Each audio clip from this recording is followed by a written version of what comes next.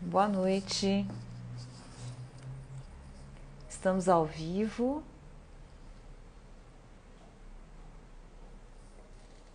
Começando a nossa live. Estou esperando o Jonathan entrar.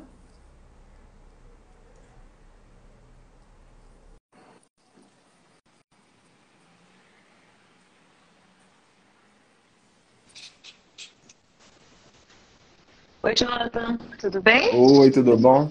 Como Tudo sempre, a jóia. internet sempre deixa na mão, né? Pois é, e eu estava com um problema aqui de suporte que estava caindo. Eu entrei e saí de novo, mas vamos lá. Tudo bem com você? Tudo bem, e você? Esse monte de livros aí é para me intimidar? O que que é? Na verdade, isso aqui é da minha esposa. Ah, O tá meu bom. tá do outro lado ali. Ah, então tá jóia. Então tá bom. Então, assim, tô vendo algumas pessoas entrando. Natália, sejam bem-vindos, Vanessa. Sejam bem-vindos à live da Cuidato. Hoje nós vamos falar um pouquinho de lesões, né? Lesões de mamãe e bebê. A gente ficou tentando ver assim, se a gente modificava esse título, mas não tem nada mais adequado do que isso mesmo, né? Lesões de mamãe e bebê. Só para me apresentar para quem não me conhece, né, ainda, eu sou pediatra e pneumologista pediátrico da Cuidato, né? E o Jonathan é nosso enfermeiro, que trabalha com estomaterapia. Se apresenta aí um pouquinho de novo, Jonathan. Eu me chamo Jonathan, sou enfermeiro estomoterapeuta. A estomoterapia é uma especialidade do enfermeiro que lida com o paciente com ferida, paciente com estoma e paciente com incontinência urinária ou fecal. Sendo que os meus dois focos principais de trabalho é o paciente com portador de lesão e o paciente com estomas. E dentro desse espectro de atendimento de feridas vem a mamãe e bebê, que aí Uhum. entrou bem equilibrado aí com o trabalho da Patrícia, foi um crescimento bem bacana de aprendizado e acho que a gente consegue somar algumas dúvidas que eu tenho também que eu vou tirar com a Patrícia, algumas dúvidas de algumas mães que eu já tive, que eu vou poder compartilhar, vai conseguir construir esse saber junto. Uhum. Tá. Bom, eu tenho, assim, sobre essas lesões, muitas vezes, assim, uma conduta muito pediátrica, né?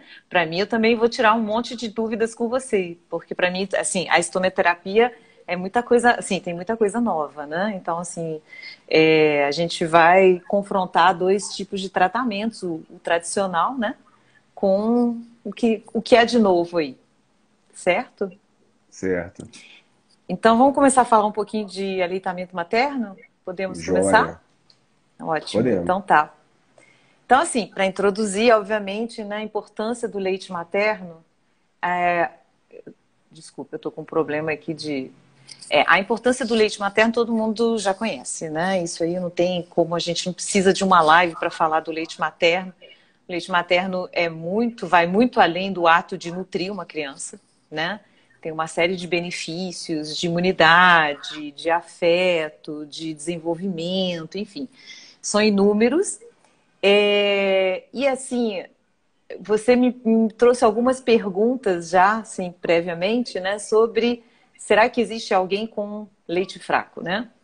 Então, na verdade, assim, o que a gente sabe hoje, que tirando raríssimas situações em que você tem mães muito desnutridas, né, que podem ter realmente a parte nutricional comprometida, o restante das mães não tem leite fraco, tá?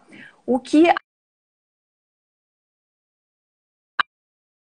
eu estou com um problema hoje de suporte, está caindo. Então, assim, o que a gente sabe é que o leite materno ele tem uma coisa incrível, que eu acho assim absolutamente incrível. Tem variações biológicas. Então, quando a gente compara o leite dos primeiros dias para o leite já mais maduro, o leite de um prematuro, o leite de uma criança que nasceu a termo, o leite, enfim, o leite até mesmo durante durante a mesma amamentação, o mesmo ato de amamentar, ele tem momentos diferentes. E isso a indústria não consegue fazer, né? Essas variações biológicas adequadas para cada criança, etc. O que acontece muitas vezes são faltas, assim, existe uma falta de informação para as mães. Então, quando a gente bate na tecla de que é importante uma consulta prévia com um pediatra na gestação para preparar essa mãe, para saber assim sobre as ansiedades que ela tem, as dúvidas que ela tem, se ela vai conseguir amamentar, etc. Então, assim, é extremamente importante essa consulta. Muitas vezes as mães ficam ouvindo um monte de palpites, né? Porque alguém fala, será que seu leite não está fraco? Ele está mamando toda hora, ele está com fome toda hora, ele chora muito. Será que o seu leite não é fraco? E aí, assim, eu sempre brinco, assim, tem algumas mães que estão aqui assistindo, eu sempre brinco e falo assim, eu só converso depois de pesar o bebê, né? Porque se estiver ganhando peso, não tem o que discutir. Matemática, está ganhando peso, se é só leite materno, é o leite materno, está adequado. Então, é muito importante que a gente dê poder a essas mães. Eu gosto muito dessa palavra, empoderar, né? Eu falo, quando eu acabo de pesar, eu anoto no cartão e falo para a mãe, olha só, se alguém falar que seu leite é fraco, aqui mostra o peso aqui para as pessoas, esfregue esse peso na cara das pessoas, que aí você vai mostrar como assim é fraco. Está ganhando mais do que deveria, né? Essas variações, então, são extremamente importantes, só que de vez em quando pode acontecer algumas complicações. E aí, assim, em relação às complicações, muitas vezes, na maior parte das vezes, é uma técnica inadequada, é falta de orientação. Então, as complicações podem ir de fissuras até engurgitamento, até mastite, né? E as fissuras, tudo começa com uma técnica inadequada. Então, faltou uma orientação aí de como posicionar o bebê para amamentar corretamente. Eu falo assim, se estiver ouvindo ruído na hora de mamar, tá errado, né? A sucção, ela é silenciosa. Então, você está ouvindo aquele barulho de ar, né, entrando, a criança não está bem posicionada, não está de frente para o peito, não está olhando para o peito, não está assim englobando o mamilo inteiro, não está aquela boquinha de peixinho, né? Então, começa primeiro com correção. E quase todas as complicações de amamentação, a nossa orientação como pediatras é olhar a técnica e corrigir. Isso é a primeira coisa, tá? Então, vamos falar primeiro de fissuras, né, o Jonathan? De vez em quando você me interrompe, né? Porque eu falo bastante. É professora, não tem jeito. Não, eu gosto de aprender também. Tá? Então, assim, a primeira coisa em fissuras é olhar a técnica, ver se está correto. A gente orienta também sobre a questão de passar o próprio leite, né, em cima da fissura, porque o leite ele tem anticorpos, ele tem IgA secretora, principalmente, que é cicatrizante, anti-inflamatório, então a gente orienta para colocar. A gente orienta para não passar grandes coisas, não, evitar de ficar úmido, exposição ao sol, basicamente para fissura é isso. Fala um pouquinho aí pra gente. O que você Boa, faz aí? você já me respondeu uma pergunta que eu ia te fazer. Voltando no tema um, amamentação, por eu ser homem e eu ter uma outra percepção, que é a percepção masculina sobre o ato de amamentar, e por ser estomoterapeuta e acabar abordando o paciente num momento muito intenso da vida, né? Quando a gente vai atender um paciente com fissura mamária, a gente entra num furacão de emoções, né? E eu percebo, eu tenho essa sensibilidade de ouvir a paciente que ali não é só um ato de curar um corpo, é curar uma alma. E a mulher compartilha muita coisa com a gente, e isso que você me falou aí pra gente é uma verdade. As pessoas falam muito, tem muita regra, rituais, e a gente tem que entender que a mãe, ela está num processo muito sensível da vida dela. Ela tem uma criança nos braços, ela tem uma responsabilidade de casa, ela tem uma mudança de paradigma social, de repente ela era o centro do cuidado e agora o centro do cuidado é um outro ser humano e ela tem que cuidar e precisa ser cuidada também. e as pessoas entram com um Exatamente. conjunto de rituais ali para ela executar, e alguns rituais são até complexos, porque você tem que fazer isso assim, assado.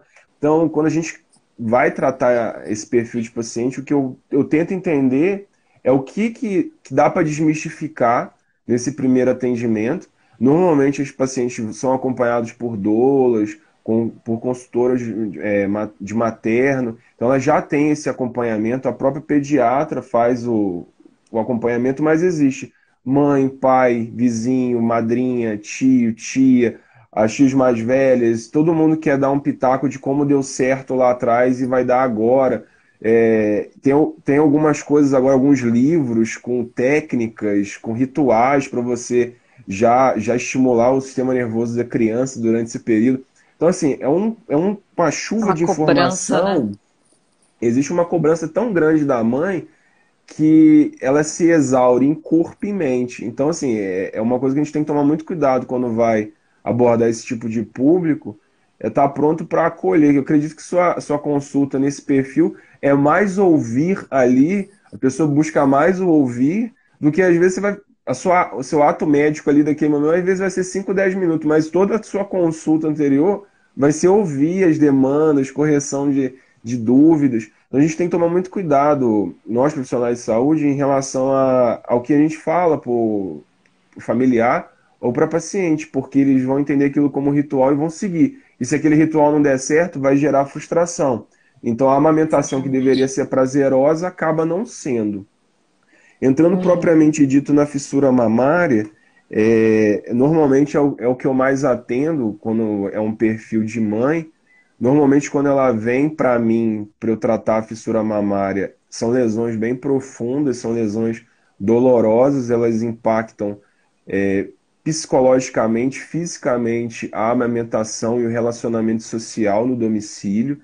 Então, existe um trabalho, existe um conjunto terapêutico de medidas que eu, enquanto estomoterapeuta, faço. A pergunta que eu ia te fazer é exatamente essa, é o que muitas mães me falam.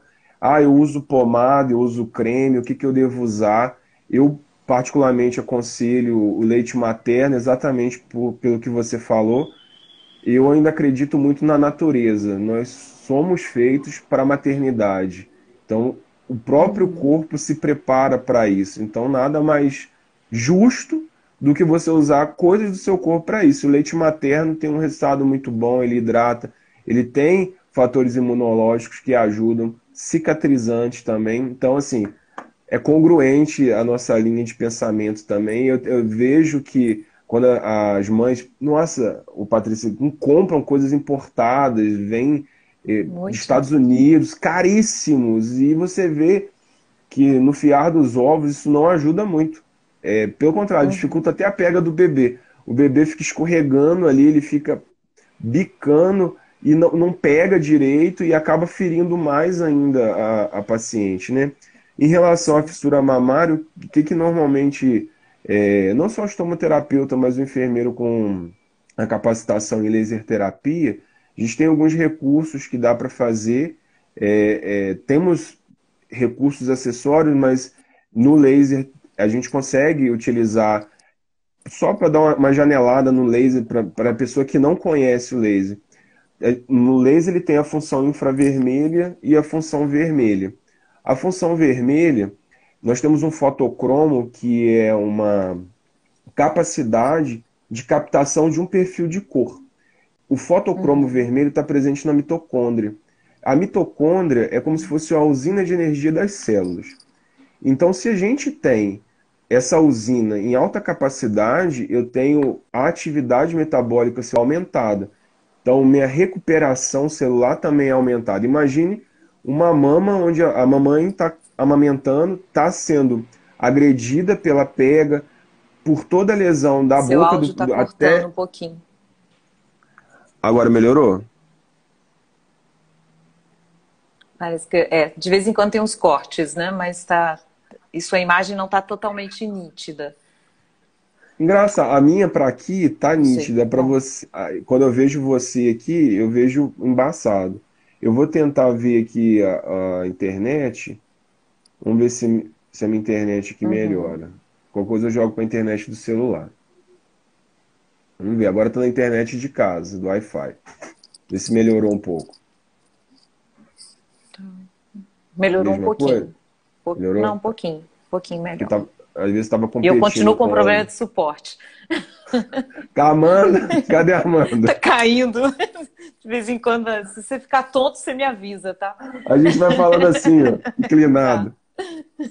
E aí, falando em relação à função vermelha, é isso que a gente objetiva. A gente objetiva aumentar a capacidade celular, a capacidade energética celular para a gente conseguir recuperar essa pele mais rápido, essa pele da mama. E quando a gente utiliza a função infravermelha, eu estou atingindo mais profundamente. Eu estou indo em gânglios, eu estou indo na terminação nervosa, eu estou modulando parede celular. Então a resposta, por exemplo, alergia local, a resposta de dor, a resposta anti-inflamatória. Então, dentro do recurso de mama, o laser ajuda muito em relação a isso. A gente tem uma recuperação em média, normalmente, quando eu atendo fissura mamária, eu atendo em 3 sessões. Alguns pacientes a gente precisa estender um pouco mais, porque também está atrelado ao que você falou, a pega. Então, enquanto a gente não consegue alinhar essa pega, e como se tem algum problema na cavidade oral da criança, e quando eu vejo que o laser não está funcionando, eu já peço para ela acompanhar com o pediatra, ver direitinho, porque o laser eu sei o resultado dele. Se ele não chegar nesse resultado em 3 sessões, alguma coisa que eu não estou visualizando ali está acontecendo. E muitas vezes é na pega. E aí eu Isso é muito preciso importante. que tenha a opinião da pediatria junto. Uhum. Isso que você falou é muito importante, porque a gente está numa fase de medicina assim, muito de medicalizar tudo, de prevenir dor, de fazer remédio para tudo, e às vezes a gente esquece um pouquinho o básico do básico, né? Assim, já peguei, por exemplo, paciente que estava com dificuldade de amamentar por conta, não tinha feito o teste da linguinha e tinha o frênulo da língua curto. Uhum. Então ele não conseguia projetar a língua para frente, não conseguia mamar. É uma criança que chegou para mim já com 3, 4 meses de idade, com peso muito baixo. Então, assim, não é só eu de repente corrigir uma fissura da mãe, mas eu tenho que ver o porquê que ele não está ganhando peso. Então tem um conjunto aí mãe e bebê que está dando problema, e por conta de uma coisa super simples que não foi vista lá na frente, lá antes, né, no início. Então, eu acho que essa visão que a gente tem de olhar tudo, né, é bem legal. É muito legal, muito importante. Né? Joia. E aí, assim, de repente, assim, a fissura não foi corrigida, a gente pode ter umas complicações um pouco maiores, né? Uhum. A gente tem o tal do engurgitamento, que é a mama ficar... É a famosa mama empedrada, né? Que as mães falam, né? Que pode ser fisiológica ou patológica, depende. Fisiológica é quando você tem um engurgitamento, o leite ainda flui, né? Ainda sai corretamente. E o engurgitamento patológico é quando você já não tem saída do leite. E se deixar evoluir, pode chegar a uma mastite, né? Porque a mastite, na verdade, é uma inflamação em que você, por conta dessa estase, desse leite parado, né? Esse leite que não saiu, que ficou parado. E que pode ou não cursar com uma infecção, tá? Tudo isso é complicação, muitas vezes, de uma técnica inadequada. Existem outros fatores, porque a gente já está falando de complicações maiores que a fissura, né? Então, às vezes, tem outros fatores, uma necessidade de afastar o bebê da mãe, a mãe está doente, por exemplo, precisou passar por Uhum. uma cirurgia, né? Uma cirurgia grave, de emergência, etc. Às vezes a mãe não quer amamentar, o desmame precoce. Então, assim, tem uma série de situações que podem levar a esse acúmulo de leite por mais tempo e complicações maiores, né? O engurgitamento, enquanto a mama do lado externo ela não está vermelha, ela não está quente, ela não está edemaciada, não está dolorosa, tá dolorosa, mas não tem sinais de inflamação externos, assim, o tratamento basicamente em pediatria é você corrigir a técnica sempre e você tentar tirar esse leite. Então, fazer compressa. Eu gosto muito do banho, né? Chuveiro, morno, deixa cair o chuveiro em cima da mama e tenta tirar esse leite que está com dificuldade de sair. Agora, quando chega no ponto de mastite, que geralmente já tem um tempo maior, né? Já está vermelha, a mama está inchada, tá com sinais que a gente chama de flogísticos, né? Sinais de inflamação. Então, está vermelha, está quente, está endemasiada, está muito dolorosa. E aí é muito difícil, inclusive para nós, médicos, para a gente diferenciar se já tem infecção ou se não tem, né?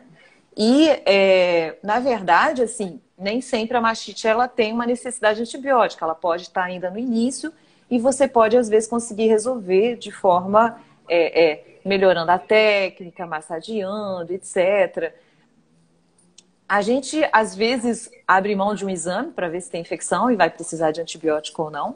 Mas a gente utiliza, geralmente, antibiótico naqueles casos que só a correção da técnica, só a retirada do leite, daquele leite que está parado, não está sendo suficiente. Aí a gente vai entrar com antibiótico. Em que você pode nos ajudar mais, Jonathan? Nós, pediatras. Eu anotei várias dúvidas minhas aqui. Por exemplo, você falou, né, do engurgitamento, e pegando a janela do engurgitamento, eu já vi alguns pacientes fazer aquela técnica da seringa invertida. Eu não sei se você já viu. Pega a seringa Sim. de 20, corta, inverte. O que você tem opinião sobre isso? Sim, você pode estimular, porque na verdade isso é muito para bico invertido, né? Bico plano invertido, para você tentar estimular tem várias outras técnicas. Você tem aquele, como é que a gente chama? Aquelas conchas também para tentar Uhum. puxar o bico, né? Eu acho, inclusive, a do recipiente ou da seringa até mais massagear, formar o bico, colocar essa seringa invertida para tentar puxar o bico para fora. São exercícios para a gente facilitar uma amamentação que, na verdade, o problema não foi visto anteriormente, né? Já era para ter, Uhum. inclusive, o ginecologista Tá olhar e falar assim, travando olha, para mim aqui agora. Travou. travou? Travou um pouquinho. Não sei se travou para todo mundo ou só para mim. Então, tá me ouvindo agora direito? Agora estou perfeito. Tá. Então, assim, eu acho que um bico plano ou um bico invertido é uma função, inclusive, de ter sido visto no pré-natal, pelo Uhum. obstetra, né? E a gente tem que, assim, já preparar essa mãe para conseguir que não seja no susto, né? Não chegue assim, tá com o bebê na frente e não tá conseguindo a pega. Então, eu acho que isso tem que ser visto com antecipação, né? É. Anteriormente.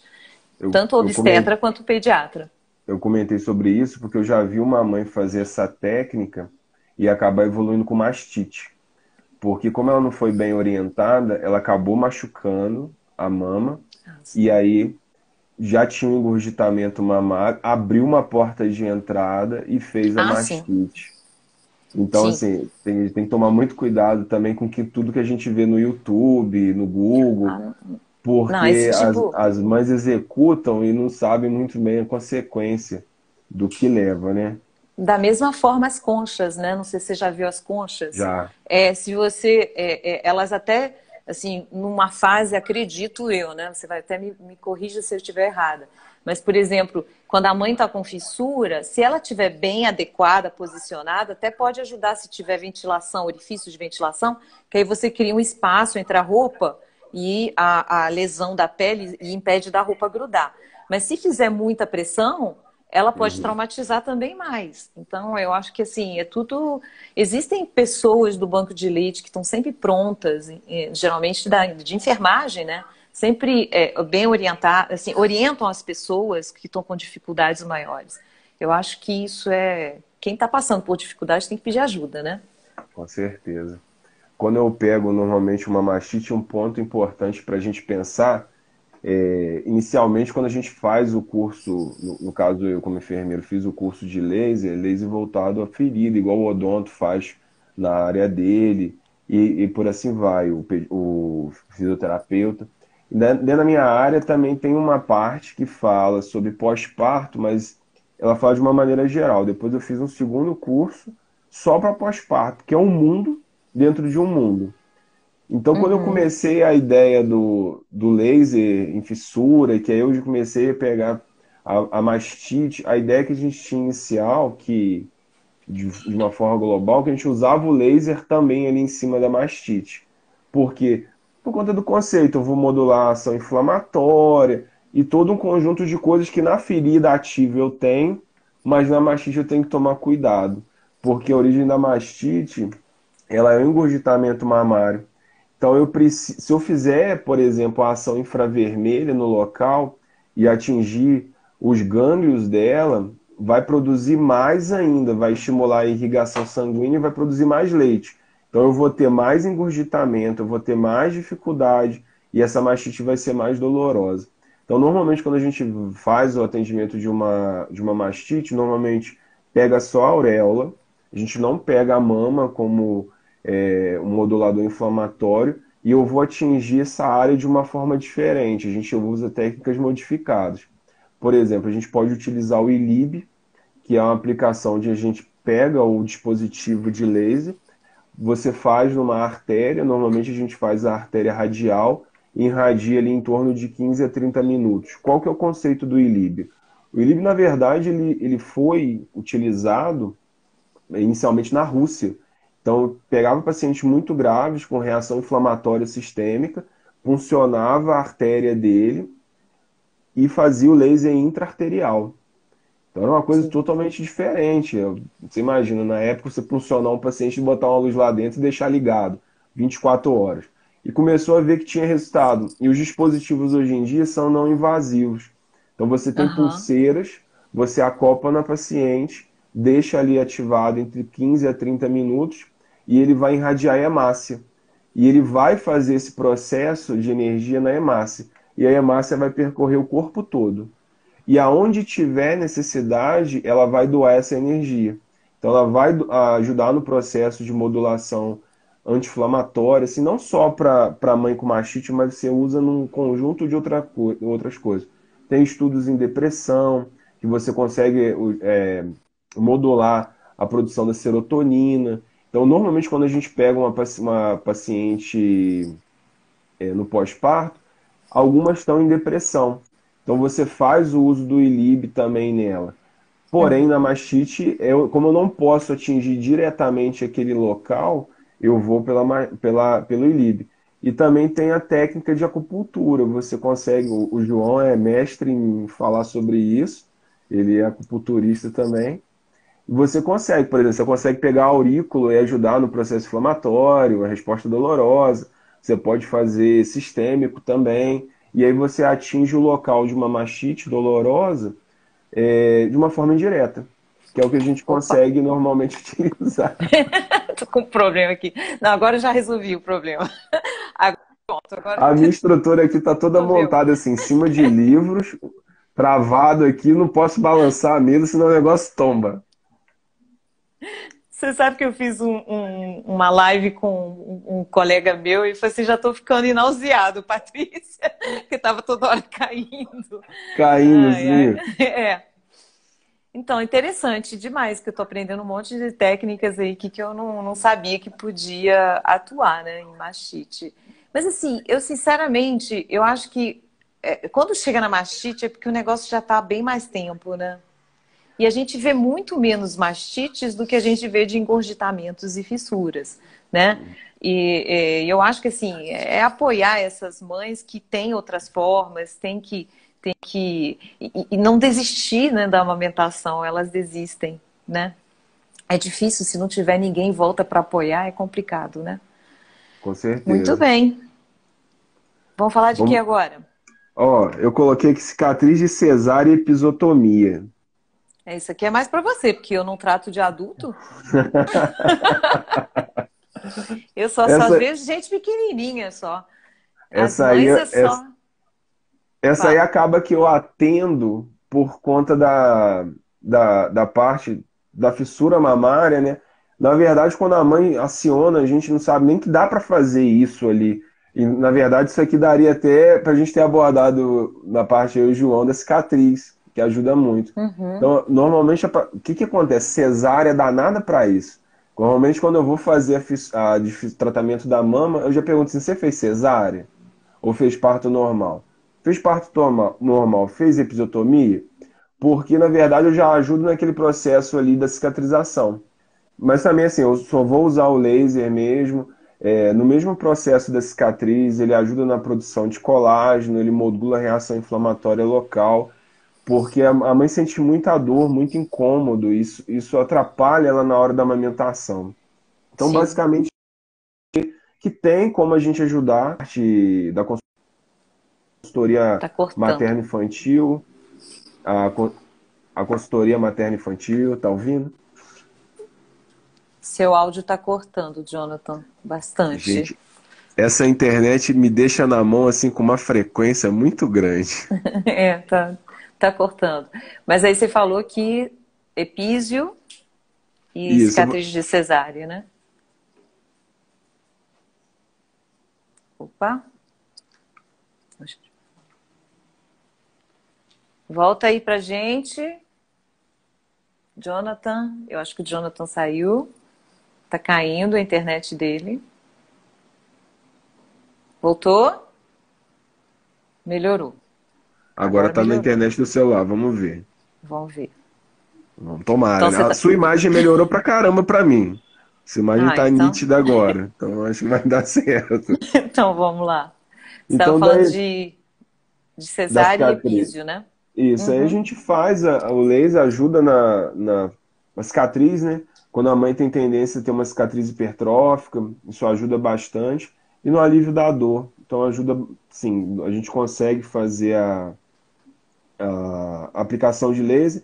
Também dá para utilizar alguns cremes para ajudar nesse depósito de colágeno. Dá para usar fita de silicone também, se for uma cesárea, para ajudar a ficar uma cicatriz bem estética. A gente consegue ter. Tem alguns mecanismos. O problema é você entrar numa situação de mãe. Acabei de ser mãe, tô com uma cicatriz, caramba, o que que eu faço com ela?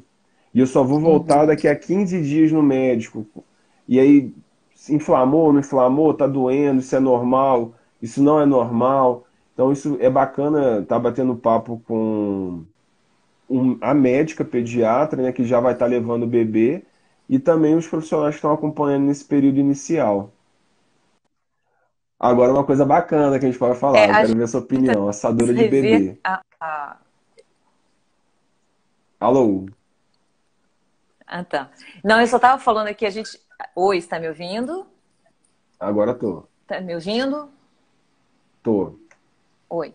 Não, é só antes da gente passar para o bebê, nós pediatras, a gente vê a dupla mamãe e bebê, de preferência ainda na primeira semana de vida do bebê. Então, assim, pelo menos o que a gente orienta, né, que eles venham o quanto antes, para a gente justamente pegar esses problemas no início, né, problema de amamentação, às vezes alguma coisa, alguma triagem que precisa ser feita em relação ao bebê mesmo.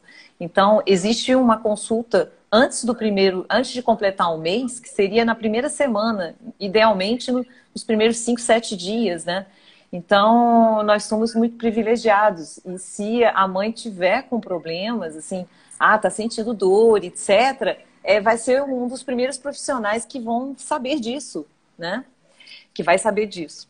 Então, vamos falar do bebê agora, né? Voltando para a pediatria, porque Nossos essa obstetrícia não. bebezinhos.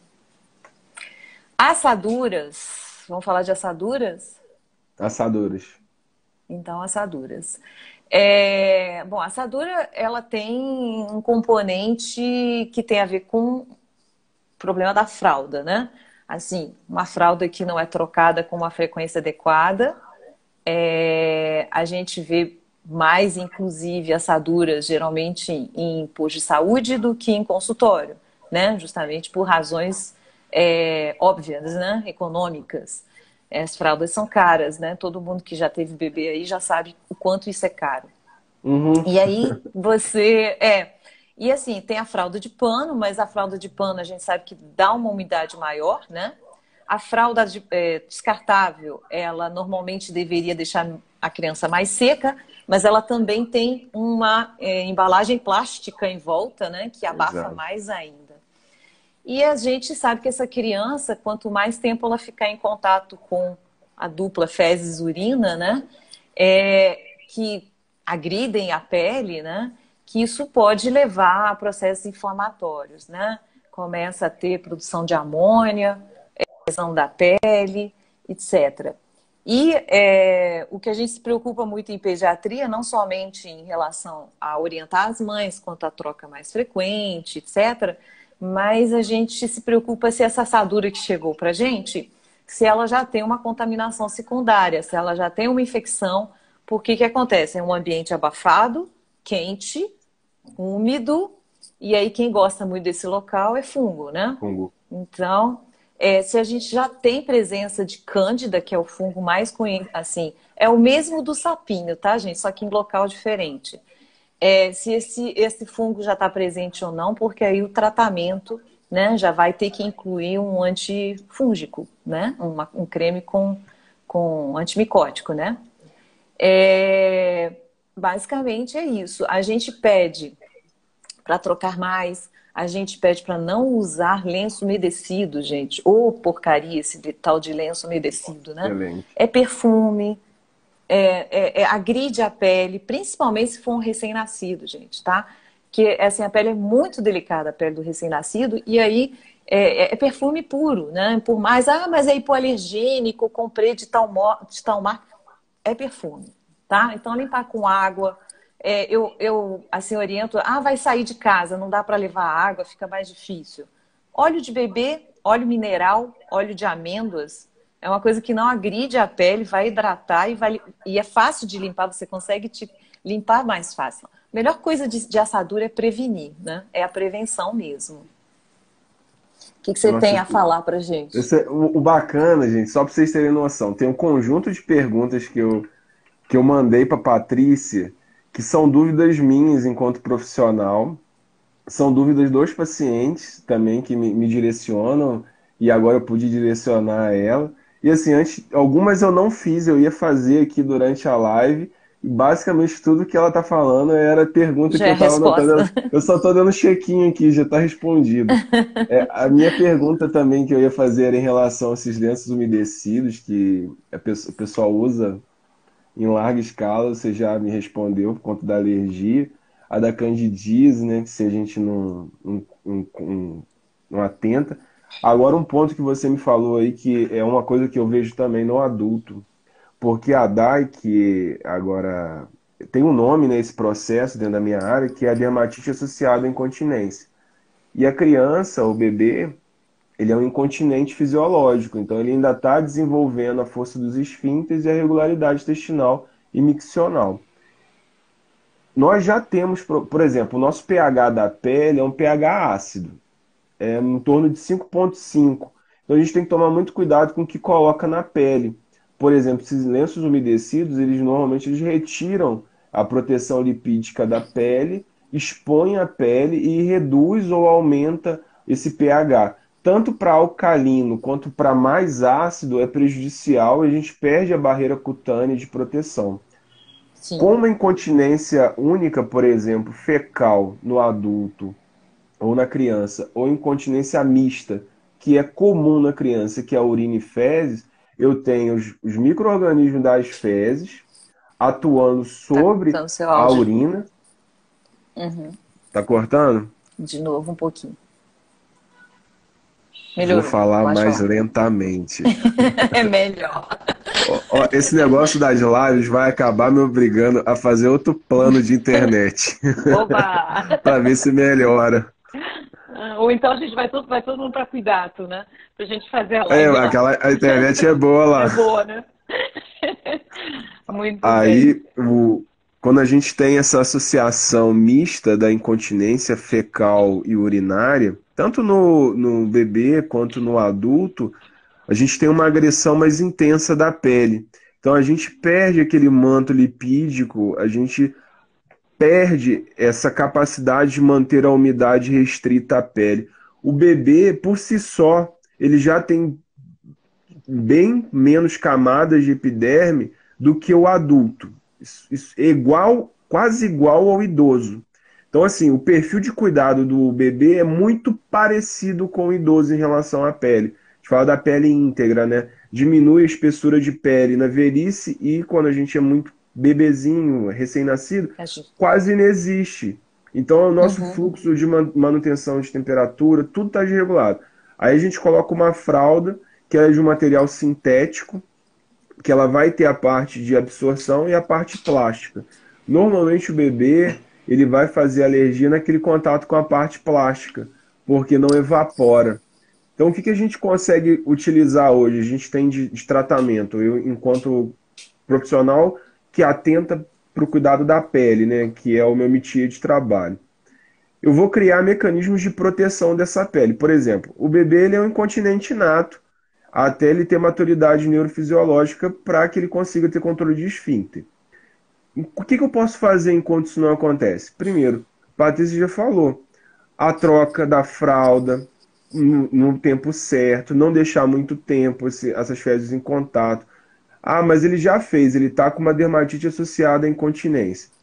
Tem cremes hoje no mercado criados e pensados para isso, que a gente consegue ter uma reversão de um quadro de uma DAI intensa em poucos dias, é uma coisa assim absurda de resultado. A gente consegue associar o Uhum. cuidado também. Eu já tive a oportunidade de fazer laser em criança, nessa região do bumbum, da coxa. Assim, o resultado foi absurdo, até me surpreendeu que com uma sessão eu consegui um resultado que até um momento eu não tinha conseguido em nenhum adulto. A criança ela está com uma mitose tão acelerada que se você der uma condição para que isso aconteça de forma fisiológica, recupera muito rápido. E outra coisa, a criança com uma DAI, ela vai ficar irritada, ela não vai conseguir amamentar direito, a mãe não vai conseguir amamentar direito, não vai Explica o conseguir mamar. QDA. Você está falando a sigla, tem muita A gente que não deve DAI, saber. a DAI é dermatite associada à incontinência. É a Aham. assadura. Então, quando a Tá. gente tem a assadura, né, a DAI, a gente tem que montar um plano terapêutico, porque isso é igual uma queimadura. Imagina igual cair uma água quente na sua pele, ela fica queimando, latejando. Então, a gente tem que montar um processo terapêutico para ela, um plano terapêutico, ensinar a mãe esse cuidado e dar esse conhecimento. Então, traduzir de uma forma que a mãe consiga entender dentro da sua realidade social. A gente vai lidar com vários tipos de mãe, mãe que você vai ter que colocar termos mais específicos e mãe que você vai conseguir colocar termos mais técnicos. Então você tem que ter a sensibilidade de entender qual público também está sendo atendido. Inclusive, o João mandou uma pergunta, assim, que a dieta da mãe em si interfere na urina e nas fezes da criança, piora ou melhora essa dura. Na verdade, a dieta da mãe, que eu saiba, não. O que muda é a dieta da criança. Se a criança tiver no leite materno, a chance de fazer assadura é muito menor do que no leite de vaca. No leite de vaca, a gente sabe que tem interferência, sim, no pH das fezes e pH da urina, principalmente das fezes. Então, pode gerar mais assadura. Então, mais um motivo, né? Se a gente tem um problema socioeconômico, né, em que a criança, a mãe não tem condições de comprar tanta fralda assim, a criança mas não tem condições de comprar fórmula. Então, vamos amamentar, gente, né? Porque a gente diminui o risco, primeiro, de doença em geral. A gente sabe que o leite materno ele tem IgA secretor, ele previne contra diarreias, etc. Previne também as assaduras. Mas uma coisa que é muito triste na minha realidade, Jonathan, uma coisa que eu deveria ter falado lá no início, quando a gente começou, infelizmente, o que eu observo na minha prática é que quem mais amamenta são as mães do consultório. Eu tenho muito mais crianças desmamadas no posto de saúde, com mães muitas vezes que não trabalham, tá? Do que mães que consultório. No consultório eu tenho assim, gente que trabalha em loja, administração, médicas, dentistas, etc. E que gente que trabalha, né? E que tá fazendo isso para conseguir manter a amamentação, né? E a gente, então, assim, o que que é o problema, né? Porque a princípio quem não tem dinheiro deveria, assim, seguir ainda mais a risca o leite materno, que é o melhor leite gratuito, né? O que que acontece? É um problema realmente de informação, é um problema educacional. E a gente tem que bater nessa tecla o tempo todo, né? Tem que falar nisso o tempo todo.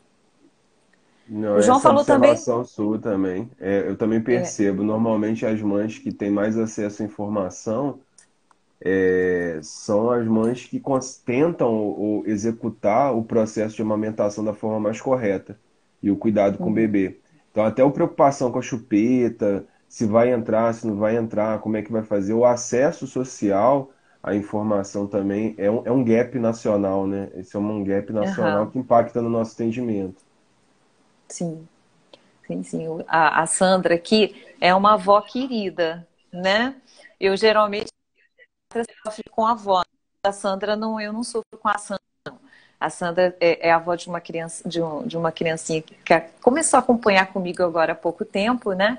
E ela está acompanhando mesmo, de verdade, assim, de perto.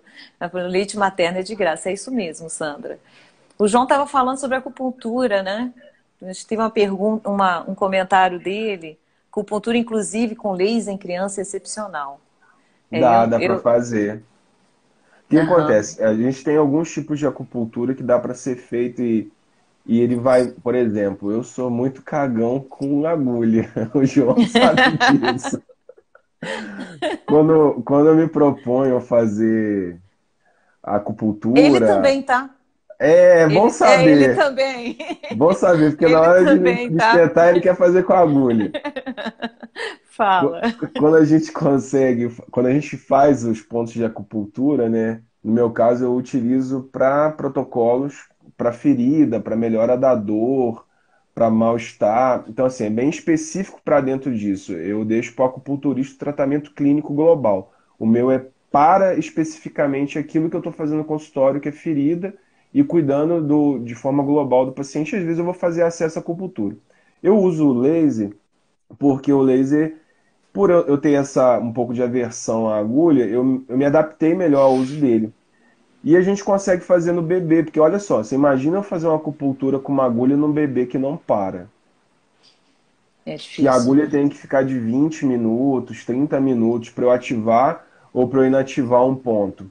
Com o laser eu consigo entregar aquela energia em 10 segundos, num ponto. Uhum. E E eu com a mãe ansiosa também do lado, né? Porque não é É, só o você bebê que tá imagina, mexendo. se Aham, coletar todo um cheio de. exame. Se coletar um exame de sangue já causa uma ansiedade, você imagina fazer um protocolo corpóreo para uma criança em relação ao sono, à cólica, à dor. E às vezes você faz a aurícula, que é rapidinho, você faz só alguns pontos essenciais no corpo, também ajuda muito. Então, assim, para a mamãe é excelente, para o bebê também ajuda bem, até no sono mais tranquilo. E a gente também tem uma vertente para o sono tranquilo, já pegando um gancho, que não tem nada a ver com aquilo que a gente está falando, mas a parte da aromaterapia ajuda bastante também. Quando a gente Uhum. começa a trabalhar o cheiro para a criança, tem alguns cheiros específicos que a gente pode orientar a mãe a colocar uma gotinha no travesseiro, num paninho que fique perto da criança, que melhora o sono dela e acalma, ou coloca na água do banho. Isso aí também Sim, é uma vertente que ajuda, eu já vi isso acontecer. E quando a criança está muito agitada, eu também vou para essa linha, dou essa orientação para a mãe. entendi. Eu só quero dar uma contribuição para finalizar assaduras, de que assim, a lesão mais comum em região de fralda, e a gente não chama de DAI em pediatria, a gente chama de ou de dermatite das fraldas ou de dermatite amoniacal, que é o nome que se dá na pediatria. A gente tem outras lesões que podem acometer essa região. Então, quando você tem uma assadura, né, que não está melhorando, né, com todo o tratamento, e principalmente se for eu falo sempre para observar, porque como tem a ver com o contato da amônia, né, com a pele, geralmente as dobras elas são poupadas, né? Não sei se você já reparou, uma assadura tem a ver com o contato da pele com amônia, com a urina, as fezes, etc. Então, assim, quando você tem as dobrinhas, né? O bebê mais gordinho, você tem as dobrinhas que estão branquinhas, você pensa mais em assadura. Agora, quando você tem lesões difusas, todas vermelhas, existem outras dermatites, outras causas para a gente ter, e tem muita coisa que começa em fralda em bebê. Tem dermatite seborreica, a mesma coisa da caspa, que pode começar na região de fralda, ser o início de tudo, né? Você tem a psoríase, que apesar de ser mais comum em adulto, mas pode começar também em bebês, em região de fralda. E vocês têm a dermatite atópica, que é alergia, que geralmente, quando é criança muito pequenininha, bebezinho, você não tem aquela conformação de dermatite atópica muito característica, que é em região de dobra, de braço, atrás do joelho. Nos bebês começa geralmente mais difuso e é muito comum dar lesão em região de fralda também.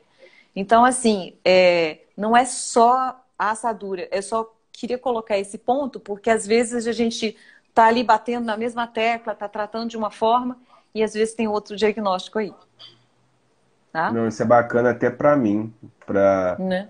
para abrir esse espectro, para ter esse olhar, para a gente Uhum. conseguir, opa, não deu certo aqui, deve ser algo a mais, Ó, vamos. alguma mais.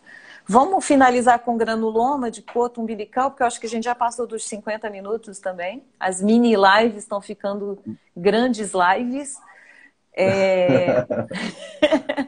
O famoso coto umbilical. Então, assim, o bebê, né, tá com um cordãozinho, aquele pedacinho, que a gente chama de coto umbilical, vai para casa, pode ir, antigamente, quer dizer, a gente tem o clamp, né, que é para fechar ali o coto umbilical, ou então, às vezes, aqueles elásticos, e aquilo vai mumificar, né, aquilo vai necrosando, e geralmente, por volta de uma semana, 2 semanas, aquilo cai e deixa a cicatriz umbilical. Só que às vezes cai e continua úmido, né? Continua fazendo o que a gente chama de um granuloma.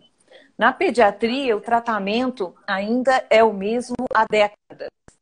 E eu tenho alguma terapia nova, porque eu não gosto da terapia tradicional, que é o famoso nitrato de prata. É um bastão que a gente utiliza e meio que coloca em cima ali do granuloma para ver se ele seca. Só que eu já vi assim, lesões até químicas por aquilo e eu não gosto do nitrato de prata. Então, vê se você me traz alguma coisa diferente aí. Nossa, me sinto honrado. Tem enrolado? Não, me Dá pra sinto fazer laser, honrado. não? Ali não, Dá... ali Ali não, não. né? Vou te explicar o porquê. Quando a gente tem um granuloma de uma maneira geral, no coto é um local, a gente tem muito granuloma peristoma também, ou numa lesão. O ponto central de um granuloma é o aumento da umidade. O corpo está numa mitose muito grande de umidade, de repente você dá um excesso de umidade e o tecido granulado cresce além do que deveria. Aí vem a hipergranulação. Se eu colocar laser naquele local, eu vou hipergranular mais ainda. Então ali eu já não Aham. faço laser. Quando eu pego um paciente com granuloma, seja ele perigastro, peritraqueal, seja Vai peristomal embora, vai ou me em coto falar umbilical, no caso terapêutica. do... Hã? Cortou. Cortou. Eu falei pra você não ir embora Ah, enquanto você não me fala o que você vai fazer no granuloma. Pelo amor de Deus. vai ficar Tá, no próximo. tá igual final Não, de filme, sabe? normalmente o que que Vai. eu faço? Eu faço avaliação local, protejo essa pele peri-lesional, né? Vamos considerar que aquilo ali seja uma lesão. E normalmente eu utilizo sódio hipertônico. Eu prescrevo para familiar ou para o paciente, no caso se for mais velho, manipular uma concentração específica de sódio e o sódio vai desnaturando camada por camada daquele tecido de Olha, granulação até chegar no tecido normal, planificado e o epitélio de borda fechar. Isso, inclusive, tem um estudo até bacana, ele foi executado em Bangladesh, que eles não utilizaram gel hipertônico, eles utilizaram sal de cozinha. 100% dos casos teve redução em nossa, criança. que coisa Em criança. interessante. Eu achei muito bacana quando eu estava estudando essa parte do granuloma lá atrás, quando eu achei esse estudo sobre criança. E eu vi que, Uhum. assim, isso não é de hoje, isso não foi nada criado hoje, isso já é usado há muitos anos em outros locais. Então a gente já utiliza a natureza a nosso favor, né? Então hoje seria isso, eu utilizaria o sódio, normalmente com uma semana, 2 semanas ali a gente já tem um resultado bom, planificou o epitélio de borda, fecha, vida que segue. Vida que segue. Muito interessante, muito bom. É bom que agora eu vou poder fugir do nitrato de prata, que eu não sou muito fã, não. Ele É, queima. ele queima e às vezes sai pior do que o granuloma, né? Não Você sai gosto. com uma queimadura química. Uhum. Então, tá joia. Alguém que tem mais uma pergunta antes da gente ir embora? A Lívia mandou aqui Não? que o laser é bom, né? A Lívia também é estomoterapeuta, tem um bebezinho recente também. Então ela Uhum. sabe bem o que que é essa realidade. Gente, Luciane, adorando, muita informação. Obrigada. Gente, muito obrigada pela presença de vocês. A gente vai acabar finalizando, porque a ideia era, no início era fazer mini lives, sabe? Só que a gente empolga, porque a nossa equipe, assim, conta com essa multidisciplinaridade, né? E é muito interessante, porque a gente vai trocando ideias e vai crescendo e vai aprendendo Uhum. um com o outro. Isso é muito legal. Semana que vem, nós vamos ter, a próxima live vai ser o João Márcio, cirurgião plástico, junto com a Luciane. E eu não lembro muito bem o assunto. Você lembra? Eles comentaram Eu acho que é cirurgia plástica e nutrição. cirurgia plástica e É nutrição. o bate-bola ali, o que que dá pra fazer no pré, pós e o que que eles... tô curioso também para saber o que que vai sair. Também. Eles me deram uma folga, né? Porque toda semana sou eu conversando com alguém. É, Então, mas hoje foi muito produtivo. Gostei muito também. eu Muito gostei muito, obrigada, cresci Jonathan. muito. Então tá bom. Boa noite para todos. Muito obrigada. E essa live vai ficar gravada para quem não chegou desde o início, tá bom? Grande abraço a todos. Grande abraço, gente. Obrigado. Um abraço para todo Tchau, mundo. tchau.